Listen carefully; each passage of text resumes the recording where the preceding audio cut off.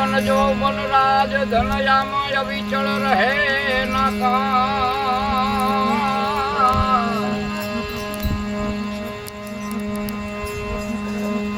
दिन गया सत्संग में तो जीवन का फल हो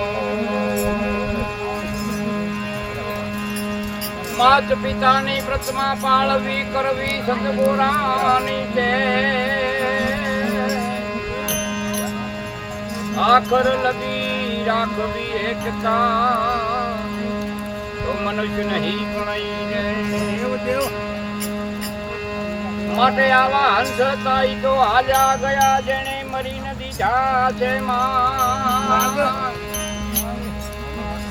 અજ્ઞાની જીવ અનેક સે કુટિલ હરદાના કા અરે કુટિલ હરદાના કાગ કહો સંગ જો કે ની કરીએ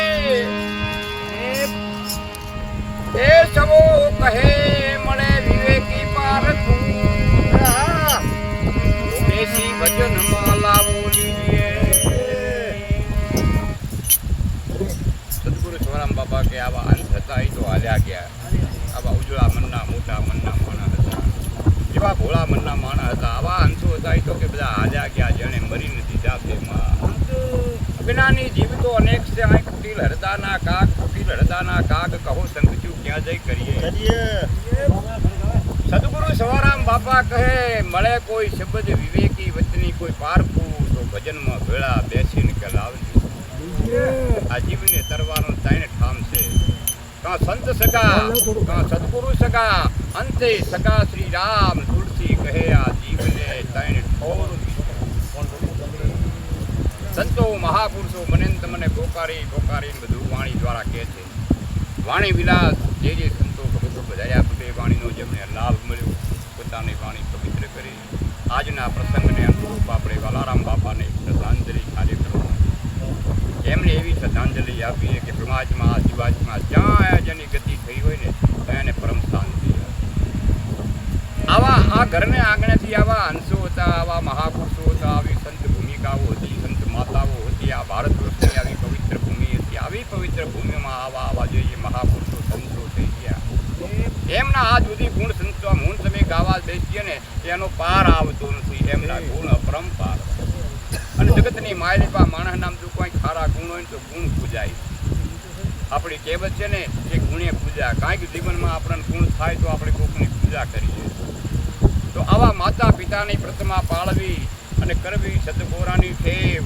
આખર લગીને રાખવી એકતા તો મનુષ્ય નહીં પણ દેવ મનુષ્યથી પણ ઉત્તમ આપણને પદવી મળી દેવથી પણ ઉત્તમ આવી પદવી જો મળી હોય તો 33 કરોડ દેવ દેવતાઓ છે એમ આ જીવાતમાં 84 લાખ યોનીમાં ફરતો આ મનુષ્ય દેહને પાયો તો બળે ભાગ્ય જ્યાં મનુષ્યનું પાવા અને દુર્લભ સુગંધ થઈ ગાવા આવું બડું ભાગ્ય આપણું કહેવાય મને તમને આ મનુષ્ય જેવો દેહ મળ્યો છે આ દેહમાં આવો પરિવાર મળતો હોય એમાં માતા પિતા ભાઈ બહેન કુટુંબ પરિવાર હગા વાલા આ જે આપણા બધા સંબંધો છે આ સંબંધની આખી મોહજાળ છે આ માયાની મોહજાળની અંદર અનેક જીવાતમાં ફસાઈ ગયા સંસાર સાગરની માલિપા તરવું બહુ દોર્યું છે કારણ કે માયાનું જળ એટલું બધું જુગળ ભરેલું છે ને આમાંથી તો કોક તરે છે બાકી આપણે હરિપૂર્ણ ભજન ગાઈને તરી જાય ને તોય ઘણો બેડો પાર બાપની દીકરાનો સંબંધ શું છે મા અને દીકરીનો સંબંધ શું છે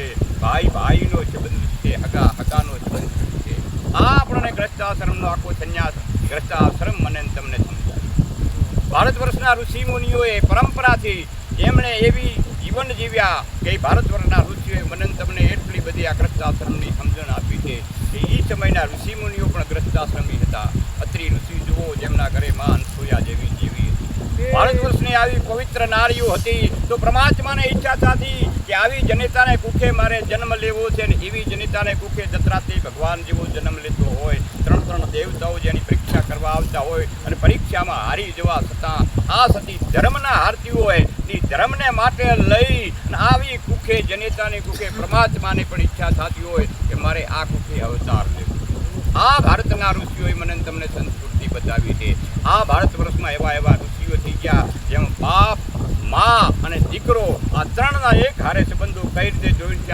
એનો એક પ્રસંગ લઈ પછી બીજા ભક્તોને આપણે વાણી દોર કરી.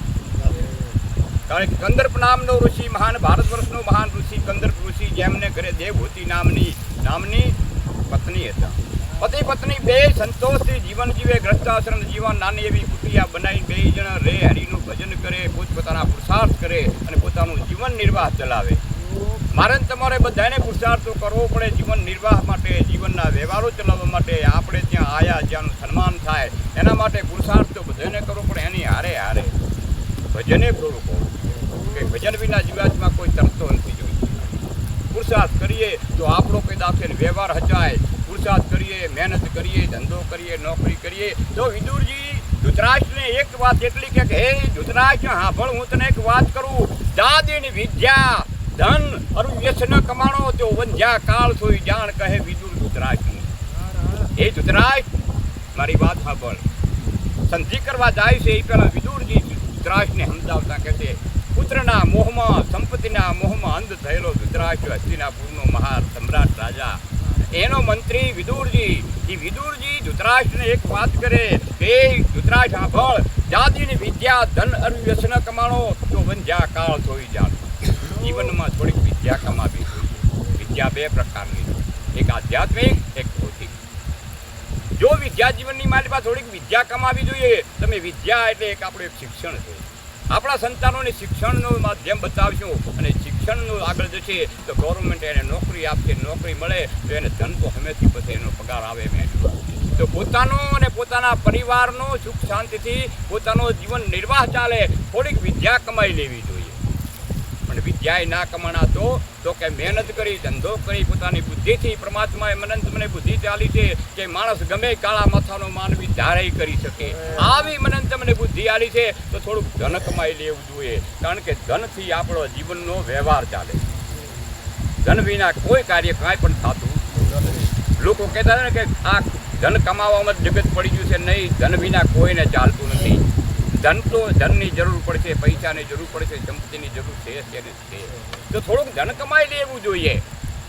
પણ કે ધને ના કમાણા આવો મનુષ્ય મળ્યો, ના વિદ્યા કમાણા ના ધન કમાણા. તો વિદુર કે એ ધૃતરાષ્ટ્ર આ બે ના કમાણા તો હવે એક વાત એટલી કહું કે કાંક જીવનની મારી પાસે જસ જીવન અપજસ મરણ કર દેખો જબ કોઈ, આ ક્યાં લંકા બધી લે ગયા ને ક્યાં કરણ ગયા તા કોઈ. જસ મળી જાય આ જગતની માલિકા. આપણે એવું જીવન જીવીએ કે જેનો જગત આપણને જસ મળે કે આપણી કાંઈક કીર્તિ રે. કારણ કે અજા પ્રજા કજા અને લક્ષ્મી આ ધરતી બદલે ધણી નટબર અબર ધારે નહીં. આ કીર્તિ વરી એને જ કે વરી. આ કીર્તિ તો કોક પ્રાપ્ત કરી શકે છે આ જગતની માલિકા. આવો ત્રણે ન કમણા તો એ વિદુર એ ધૃતરાષ્ટ્ર એનું આખું જિંદગી બંધ્યા કાળ જેવું લાગે. તો મનુષ્ય જીવે થોડીક વિદ્યા કમાવી, એના કમાઈ થોડુંક ધન કમાવવું. ધન ના કમાણા તો જગતની માલિકા એ રાતના જીવન જીવીએ અને આ જીવન જીવતા જીવતા આ શરીરમાંથી પ્રાણ છૂટી જાય ને અંશલું છોડી મેળે તો જગત એની પાછળ આપણને યાદ કે ભલો માણસ હતા, સારા માણસ હતા, એનામાં કાંઈક દેવી ગુણ હતા. આવું આપણો કાંઈક જીવનની માલી પાસે જસ રહી જાય. આ ત્રણમાંથી એક ના કમાઈએ સમજી લેવાનું આખી જિંદગી વાંધણી. આવો કંદર્પ ઋષિ જેમને ઘરે દેવહૂતિ અને દેવહૂતિ એક વખત પોતાની દેવહૂતિ પત્ની પોતાના પતિને કહે સ્વામીનાથ સંસારનું મંડાણ કર્યાને ઘણો સમય થયો.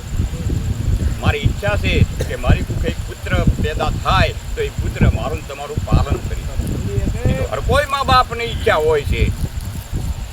અને કંદર્પ ઋષિ પોતાના યોગ બળથી પોતાની તેજ ભક્તિથી પોતાની પત્નીને ઋતુદાન આપે છે.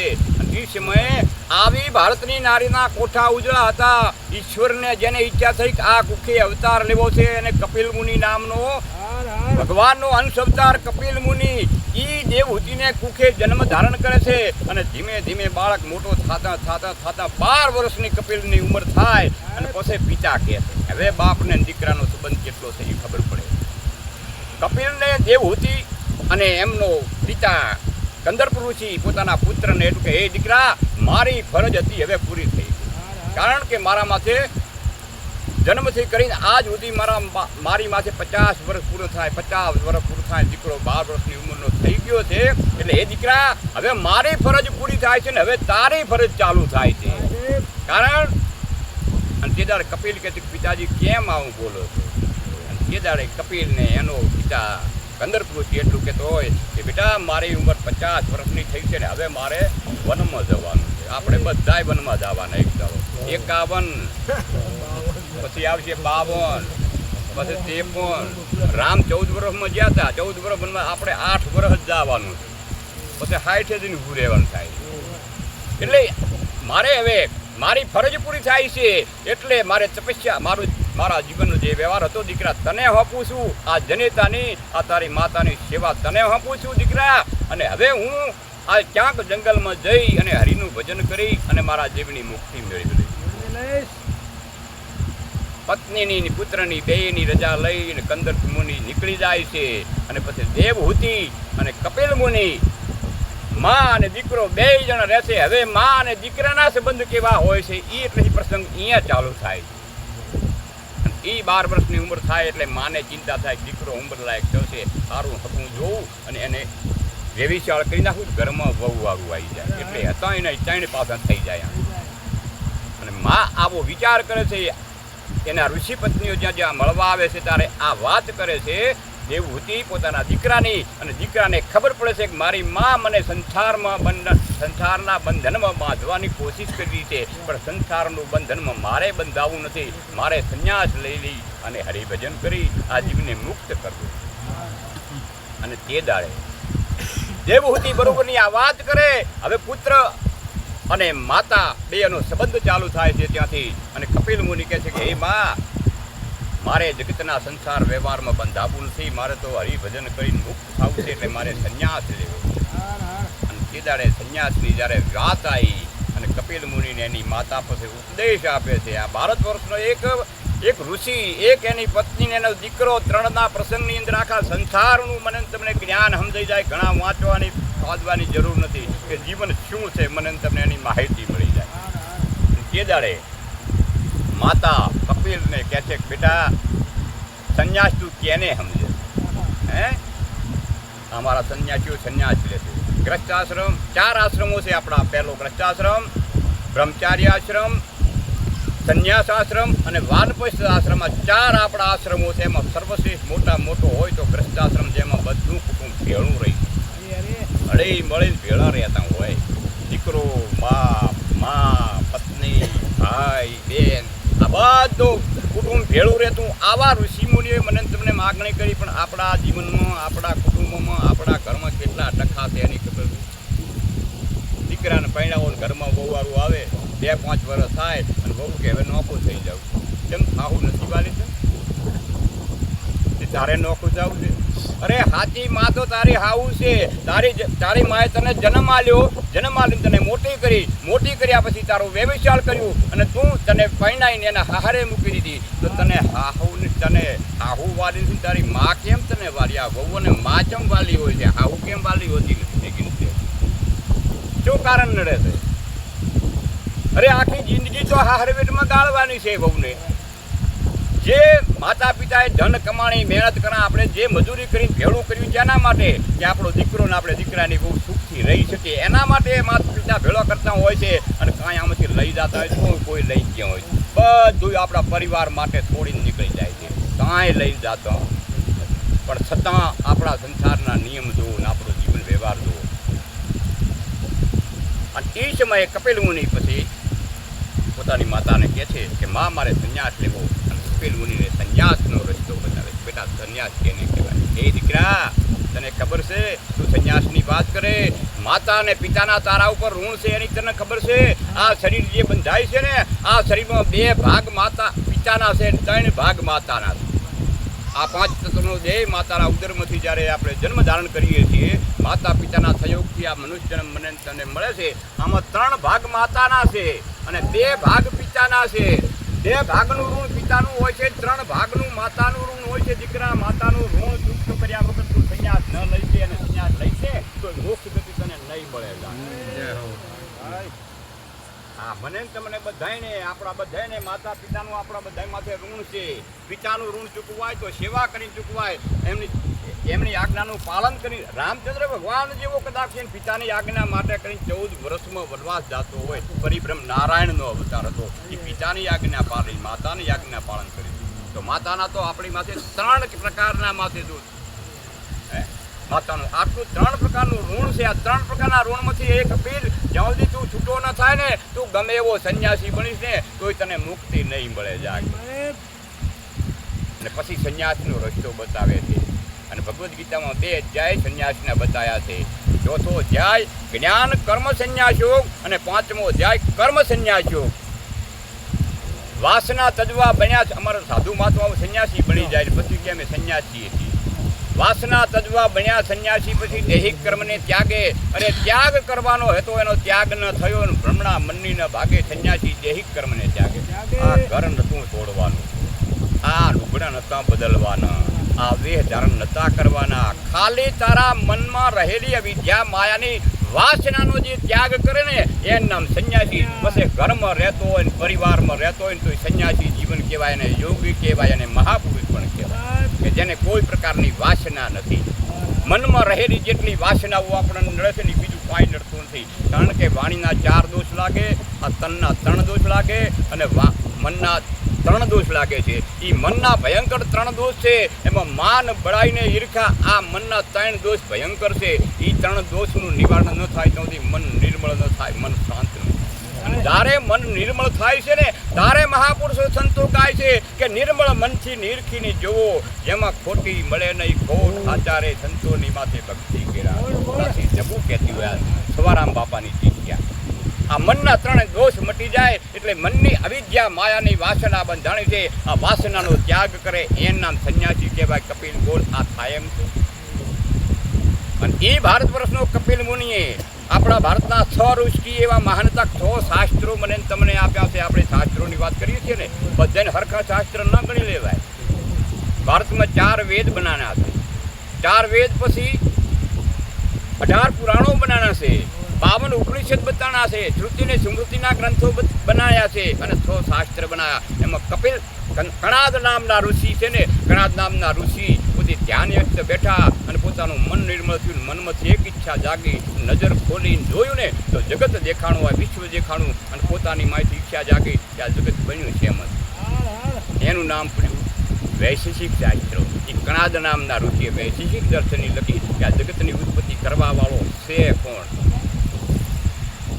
એ એક શાસ્ત્રની રચના થઈ, એની પાછળ પતંજલિ નામનો ઋષિ જાગ્યો, એને યોગ શાસ્ત્ર લખ્યું. પતંજલિ નામના ઋષિએ યોગ દર્શન, યોગ શાસ્ત્ર. આપણે 6 શાસ્ત્રમાં બીજા નંબરનું શાસ્ત્ર પતંજલિનું યોગ દર્શન લખાણ. જીવને ને શિવને વાંધો પડ્યો, આમાં કોણ મેળવી દે આધો.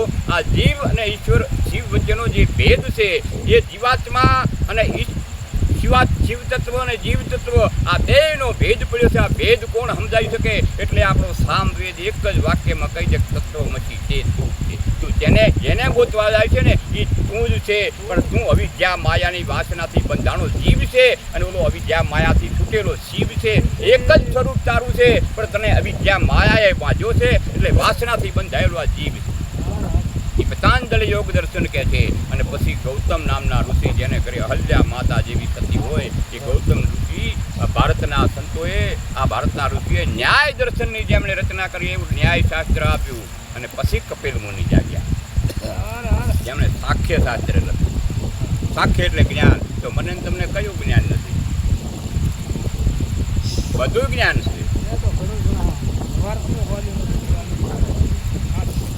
એ તાજવા મેળવું ને એ વાહનું છે. બાકી જ્ઞાન તો મને તમને છે, જ્ઞાન નથી એવું નહીં. એ કપિલ મુનિએ સાખ્ય, અને પછી વેદ વ્યાસ આયા, જેમણે પૂર્વ મીમાંસા, ઉત્તર મીમાંસા, આ 6 ઋષિઓમાં કપિલ મુનિનું સાખ્ય શાસ્ત્ર. અને એ સાખ્ય શાસ્ત્રનો માતાને જ્યારે પરિપૂર્ણ બોધ કર્યો, દેવહૂતિની ઉંમર થઈ, સિદ્ધપુરની જે ભૂમિકા છે હાલનું, એ સિદ્ધપુરની અંદર દેવહૂતિ માતાએ પોતાનો દેહ છોડ્યો છે, અને દીકરાએ ત્યાં અગ્નિ સંસ્કાર કર્યો છે. આપણા 16 સંસ્કારો થાય છે જન્મ પછી બાળકના 16 સંસ્કાર થાય છે. એ અગ્નિ સંસ્કાર છે, છેલ્લો સંસ્કાર છે. પછી કોઈ સંસ્કારો હતા. એ કપિલ મુનિ પુત્રએ પોતાની માતાનું પોતાના યોગ બળથી માતાએ પોતાનો દેહ છોડ્યો છે અને દેહ છૂટ્યો અને સિદ્ધ અંદરથી એક જ્યોતિ નીકળી છે અને એ જ્યોતિ સિદ્ધથી પ્રયાણ કરી લે છે અને સિદ્ધ યોગથી જ્યાં જ્યોત પ્રગટી થઈ એનું નામ પૂછ્યું સિદ્ધપુર. અહીંયા છે બિંદુ સરોવર, અહીંયા દેવહૂતિનું કારજ કર્યું અને કપિલ મુનિએ પછી સંન્યાસ લીધો. માતાની પિતાની બેની ફરજ બજાવ્યા પછી એ ભારત વર્ષનો સંત એ ઋષિ કપિલ મુનિ એ પોતે પછી સંન્યાસ યોગ ધારણ કરે છે અને આત્માથી છૂટો પડેલો જીવાત્માને પાછો એમાં મેળવે. કોણ ઘરથી આવ્યો જીવ કયા ઘરે જાય, જીવતા કરી લો ઓળખાણ પછી કાંઈ થાય. એટલું બધું ન થાય તો કાંઈ નહીં. જીવનમાં મને તમને મનુષ્ય જન્મ મળ્યો છે ને, આ મનુષ્ય જન્મ સારી રીતે આપણો સફળ થઈ જાય અને મૃત્યુ તો નક્કી છે બધાના માટે. એમાંય હરખજો હોતો જન્મ દુઃખમ જરા દુઃખમ મૃત્યુ કાલેશું મહાદુઃખમ પણ પુણે પુણે જાયા દુઃખમ સત્ય સુધાગ્ર સુંદર. એ જીવાત્મા વારંવાર જન્મવું વારંવાર મરવું દુઃખ ભરેલું છે. આ બે પ્રકારનું દુઃખ. પછી ગઢપણનું આવે દુઃખ, એ ગઢપણનું દુઃખ એ ભરેલું છે. અને પ્રારબ્ધના કરપે આપણા શરીરમાંથી કોઈ પ્રકારનું દુઃખ આવે ને તો એને એમ ના સમજતા કે મને હું ભજન કરું છું, હું ભગત છું, મને દુઃખ કેમ પડે. ભગવાન ઉપર માગણી કોઈ દાડો ભગવાનને કહેતા નહીં. કારણ કે આપણે મંદિરોમાં વહેલા જાય 3 મહિનો છે, રોજ ઉઠીને ભગવાન પાસે પ્રાર્થના, એ મારા નાથ મારું ભલું કરે. કોઈ દાડો બે હાથ જોડીને એમ કીધું મારા પાડોશીનું ભલું કરું છું, મારા ભાઈનું ભલું કરું છું, મારી માનું ભલું કરું છું. ના, જગવાત મારાથી જ કરું. બીજાનો સામું જાય. પરમાત્મા કેમ પાડો નથી, પોતે પોતાને જ માગણી કરે, પોતે રાધે ને પોતે જ ખાય. કૃષ્ણ કે આ તો પાપ જ ખાય, બીજાને ખવડાવીને ખાય, એના કહે જગતમાં ગુણ કહેવાય. આવા પવિત્રામ આ ઘરને આગળથી આ પંચભૂતના દેહને છોડી જ્યાં જીવાત્માની ગતિ થઈ હોય પરમાત્મા એ જીવાત્માને પરમ શાંતિ આપે. બોલ સદગુરુ મહારાજ.